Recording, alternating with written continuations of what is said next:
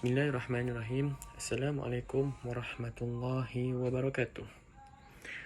Berdasarkan soalan pertama yang terdapat di dalam peperiksaan akhir ini, berdasarkan pendapat saya, seperti yang terdapat pada kes yang disebutkan, menurut Undang-Undang Kanun Kesiasaan seperti yang terdapat dalam buku Undang-Undang Akta 574 Kanun Kesiasaan, jika seseorang melakukan kesalahan membunuh orang, hendaklah diseksa selama tempoh boleh sampai 10 tahun dan boleh juga dikenakan denda.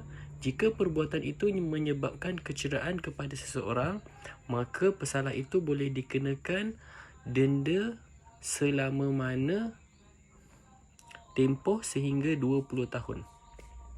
Berkaitan dengan kes lelaki Amerika ini, pada pandangan saya, dia tidak perlu untuk dihukum gantung sampai mati, tapi cukup sekadar dihukum penjara kerana niat sebenar lelaki tersebut bukanlah sengaja untuk membunuh isterinya, tetapi atas sebab-sebab tertentu yang terpaksa dilakukan dan atas suruhan isterinya. Di sebalik perbuatannya itu, terdapat etika kasih sayang yang terdapat dalam diri lelaki itu. Seterusnya, berdasarkan penilaian terhadap satu tindakan dari segi moral, tidak hanya bergantung kepada hasil tindakan itu, tetapi mempertimbangkan niat lelaki itu, motivasi yang terdapat dalam dirinya, konteks dan prinsip-prinsip etika yang kita nak lihat. Dari segi perspektif agama dan juga falsafah yang berbeza menawarkan pandangan tentang konsep baik ataupun buruk. Dalam kes yang ingin dihuraikan ini, kita dapat menerapkan perspektif agama dan beberapa aliran falsafah untuk memberikan pemahaman yang lebih mendalam tentang nilai moral atas tindakan lelaki tersebut. Berdasarkan perspektif agama Kristian, di dalam agama Kristian, mengambil nyawa orang lain terlebih lagi dengan maksud membunuh dianggap sebagai tindakan moral yang salah. Di dalam kitab Bible, pembunuhan dianggap sebagai pelanggaran hukum moral. Meskipun isteri yang menderita sangat berat, agama Kristian mengajarkan untuk mengasihi dan merawat sesama dengan penuh belas kasihan, bukan mengambil nyawa mereka. Dalam kes ini, tindakan membunuh isteri dapat dianggap sebagai tindakan yang melanggar nilai-nilai etika Kristian. Seterusnya, saya bawa kepada perspektif agama yang lain, iaitu agama Islam. Dalam agama Islam, hidup ini dianggap sebagai anugerah dari Allah Subhanahu Wa Taala, dan tindakan membunuh seseorang tanpa alasan yang sah dianggap sebagai dosa besar. Meskipun tindakan itu didorong oleh niat untuk meringankan penderitaan kesakitan yang dialami oleh isteri itu, di dalam Islam hanya Allah SWT yang berhak untuk menentukan masa hidup seseorang. Di dalam pandangan agama Islam juga, tindakan membunuh isteri tidak dapat untuk dibenarkan dan dianggap sebagai tindakan yang melanggar nilai-nilai moral dan juga etika Islam. Seterusnya, selain itu saya bawa kepada perspektif agama yang lain, iaitu agama Hindu.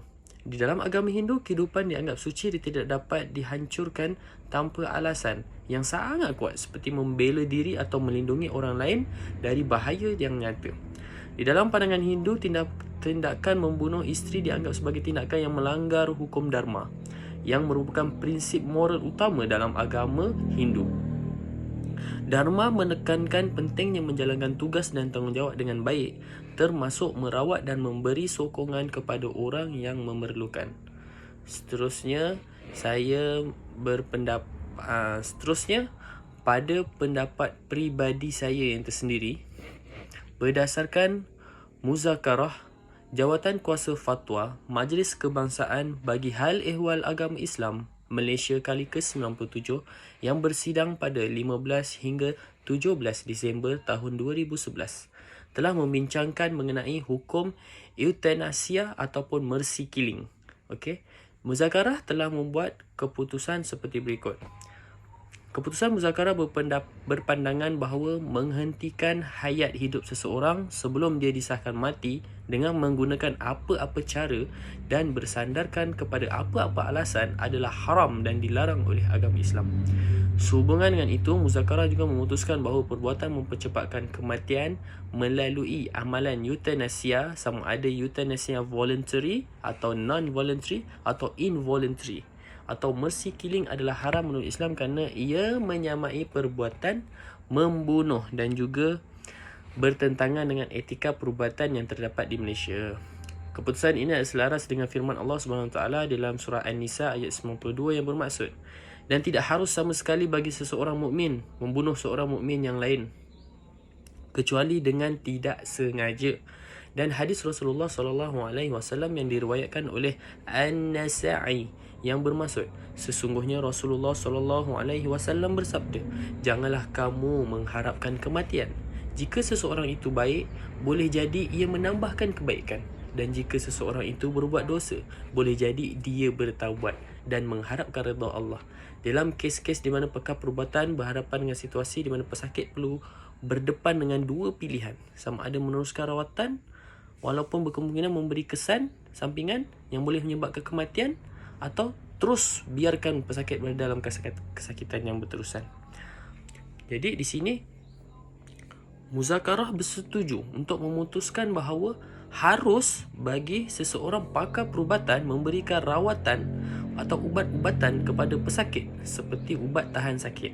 Jadi walaupun dia berkemungkinan untuk memberi kesan kepada nyawa pesakit, dalam kes ini nyawa pesakit lebih penting berbanding untuk kita mematikan seseorang pesakit.